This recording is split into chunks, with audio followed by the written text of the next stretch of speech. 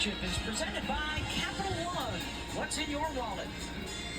The Elite Eight is presented by AT&T. Connecting changes everything. Time now for tonight's coach interview, brought to you by Symetra. Coach, well, offense was hard to come by earlier in the first quarter, but there was a little bit of a momentum shift towards the end. What was the difference? Well, their pressure, it's hard to simulate. They do a heck of a job, and they're very physical. And we finally got one drive and kick three. We need to do that more often, but credit them. They got us on our heels. We got to bounce back. You called this season euphoric for this team at this point. How do you keep the dream going in Tampa? What do you need from them to close out? Oh, we got to be much more physical. We got to be tougher. We got 30 minutes to respond. Thanks, Coach. Thank you. All right. Thank you very much. Welcome back to the Legacy Arena in Birmingham, Alabama.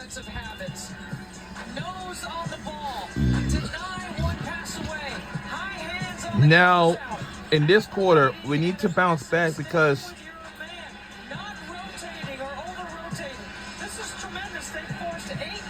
we on ESPN for for tonight's game. So welcome the pressure. Ball fake, dribble entry, high post entry. Look to go back door. Those are things you have to have in your pressure package. The big three, just 1 of 8 shooting, only 2 points. They only have 1 2-pointer so far in the game. Sedona Prince will continue to sit on the TCU bench. On the other side, Booker and Harmon, 11 of the 13 points for Texas.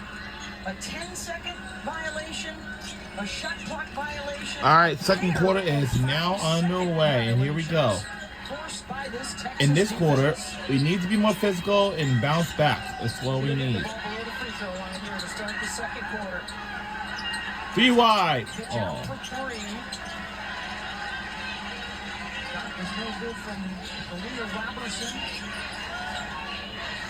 Already TCU forced to go a little deeper in their bench. Mark Campbell thought they would need to steal some minutes for them and play a bigger role. Ray Holly to the elbow. You're going to go under all your ball screen coverage. You're going to play basically a softer coverage against Texas because you're going to force them to make Come on, Haley. Shots. The thing about Texas is they're second in the nation in making 2-point baskets. They make 26 a game. Ray Holly in her 107th What? game. Haley! Austin Westlake product. Had a football player with the Longhorns back in the day. And the turnover story is not a pretty one. We're in the B12. Sedona Prince will come back onto the floor. She had 21 points, 6 rebounds, and 6 blocks in the win over Notre Dame Saturday. Look how far Haley Van Lith is off Lori Harmon, because she's going to help on all the interior passing, dribble drives, anything that comes towards her in the paint. First foul on Donovan Hart. Texas has hit 6 of its last 10 shots. Make it 5.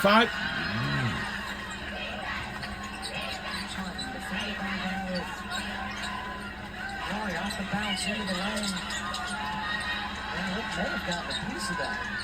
Good touch on him.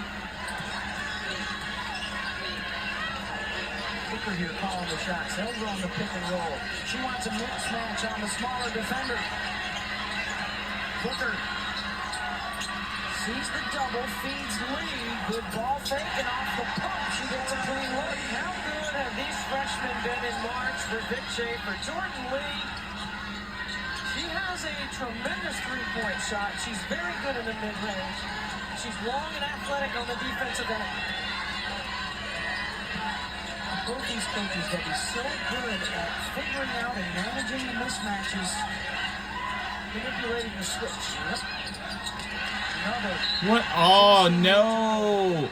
What are we doing? So far in this game. Look at this ball movement right here. It's a great job of on the stick attacking the closeout.